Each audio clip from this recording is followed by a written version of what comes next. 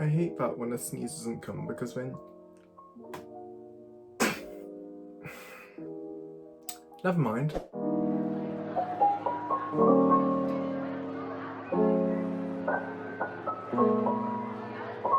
Hello everyone, I am Jake and this is my first YouTube video. This haircut kind of looks like the 2020 real-life Netflix adaptation of Danny Phantom. For my first video, I'm going to do an editorial kind of look and give a brief overview of my makeup routine so I can refer back to it in future videos. So first off, I'm going to take off my everyday makeup I'm currently wearing. I actually don't have eyebrows, but I drew them on for my intro because I didn't want your first impression to be, there's Voldemort with a nose. Now we're going to skin prep, which for me is moisturiser, setting powder, setting spray, and then primer. Now this might sound like a lot, but that's because skin prep is actually more important than skin coverage, because the overall aim is to have a better, smoother canvas to work on.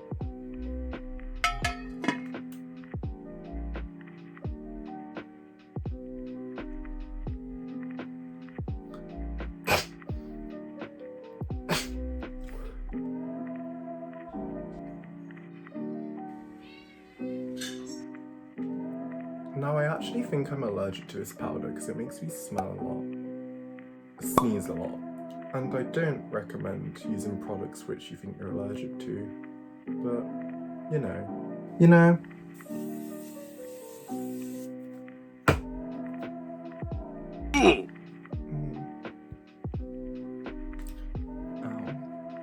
This primer is super cheap and super lit.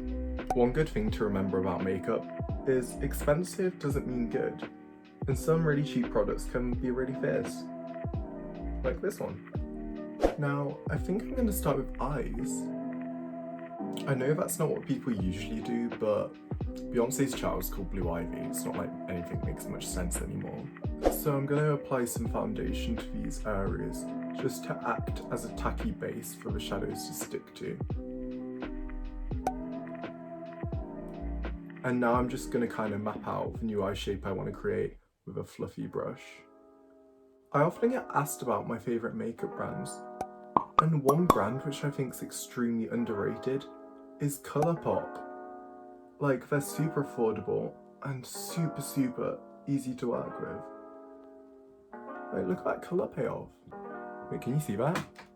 One good thing about doing eyeshadow first is that if there is any fallout, then it doesn't matter because you haven't done your base.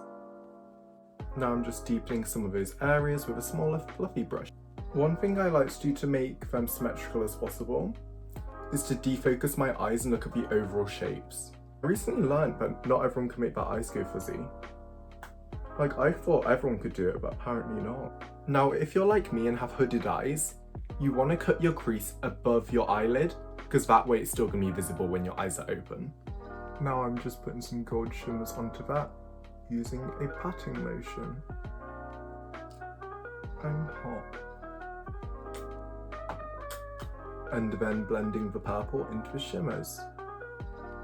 Again, this is not an in-depth tutorial, but realistically, you're not watching this because you want to recreate this makeup look. You're probably doing it out of boredom.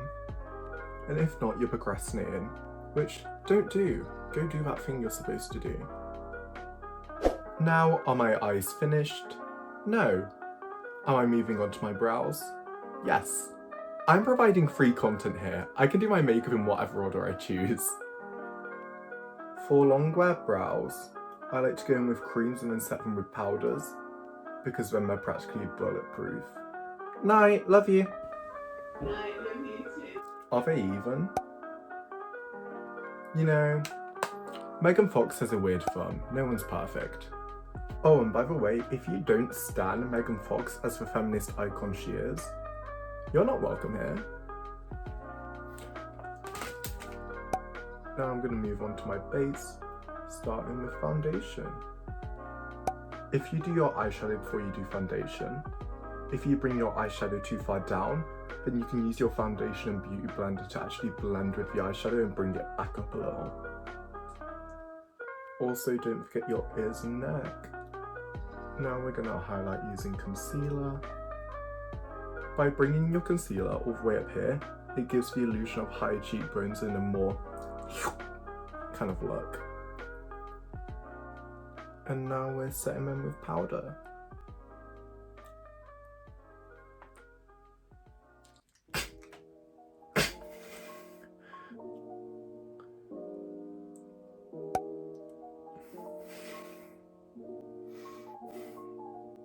I hate that when a sneeze doesn't come because when... Never mind, can you see how that already gives a more lifted Bella Hadid kind of look? And now we're gonna bronze and contour. I'm trying not to be too obvious because you can see what I'm doing. And I don't want to seem patronizing. I don't want to insult your intelligence.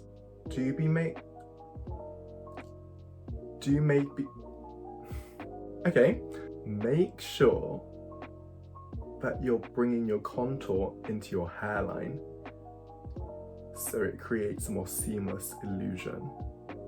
That wasn't hard to say. Now we're going to be going on to blush, and if you're like me and don't know where you've put your blush palette, you can use eyeshadow. Or go outside and remind your block 30 times. I'm pretty sure it'll have a similar effect. Great way to save money. Now, because this is an editorial makeup look, I'm going to be using a less natural, more pinky tone blush, and I'm going to go ham. Oh, I love blush. Now I'm going in with a hair grip and adding some freckles. I'm also re-adding in the mole above my eyebrow because natural beauty. Wow, I really sat here with a full face of makeup and said natural beauty, didn't I? Now highlighting. When doing this, I like to keep it in a smaller, more concentrated area because that really tricks the eye into thinking that that's the highest point of your face. I also do a dot of that on my nose to give off a real button effect.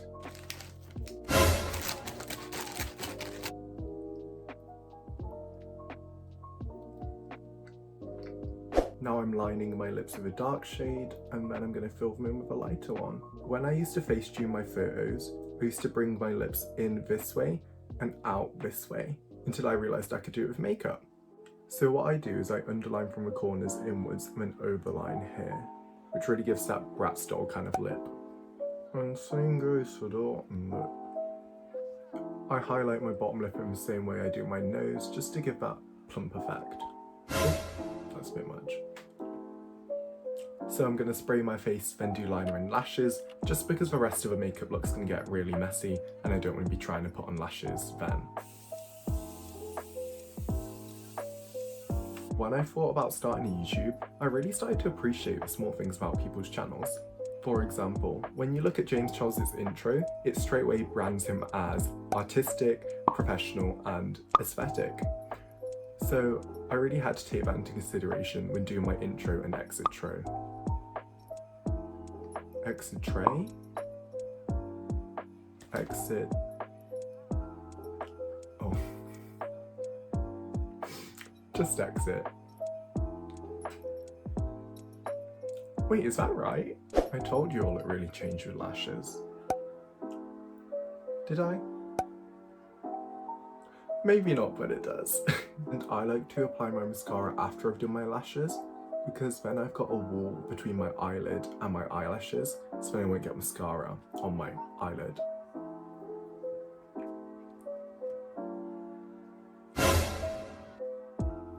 I also like poking myself in the eye apparently. Don't cry, don't cry, don't cry, don't cry. Oh, and I also use eyeliner to draw in some bottom lashes, so I can just live my e-girl fantasy. Okay, for the next part we're going to move on to neck and shoulders, so that means I have to strip down.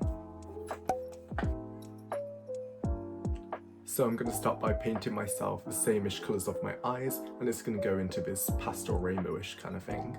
And this doesn't have to be super neat because we're going to put shadows on top.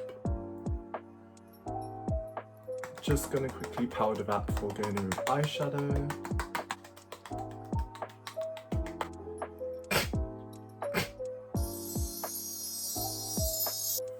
Okay, now I'm just gonna go back in and contour a little using shadows.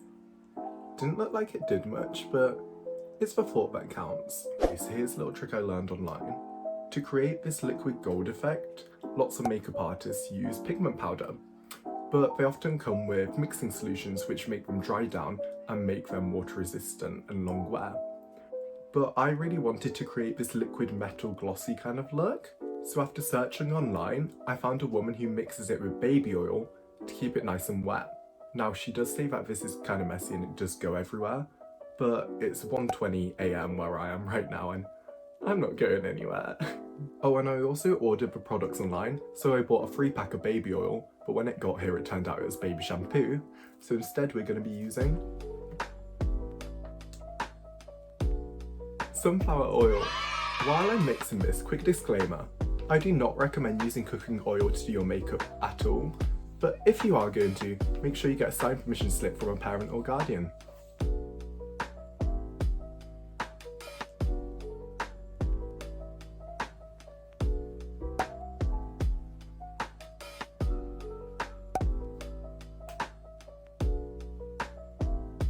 Oh, okay, this is pretty. I think I'm gonna add some to my lips and ears just to make it all more cohesive. Should I add some to my hair?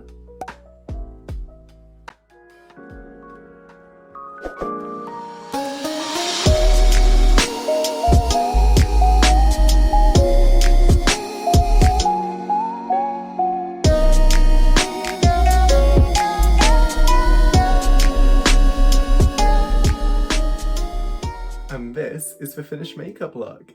I had so much fun with this. This pigment powder with the oil, it's such a good trick. Thank you for joining me. I've got tons of fun video ideas that I'm gonna do and I can't wait to show you them. Hi, Jake here. I just wanted to say I really don't like my makeup in this video, so if this is your first time seeing me, please don't judge me off this. I promise I can do better. But I really enjoyed filming this, so I wanted to upload it. And also, this means that I can have a glow up from my first video to my second, so yeah. I promise the next one's better. Love you, bye. Follow me on my socials, Jake_Tang on Instagram and Jake Bakes on TikTok as well. On TikTok, we just hit 100,000 followers. That is insane. If someone had told me before lockdown that there was going to be 100,000 people supporting me, I would have never believed them. I also said I'd start my YouTube channel when I hit 50k on TikTok, so sorry about that. I'm happy you were here with me and I'll see you very soon. How do YouTubers end their YouTube videos? Is it just like, bye, video's over now, until next time.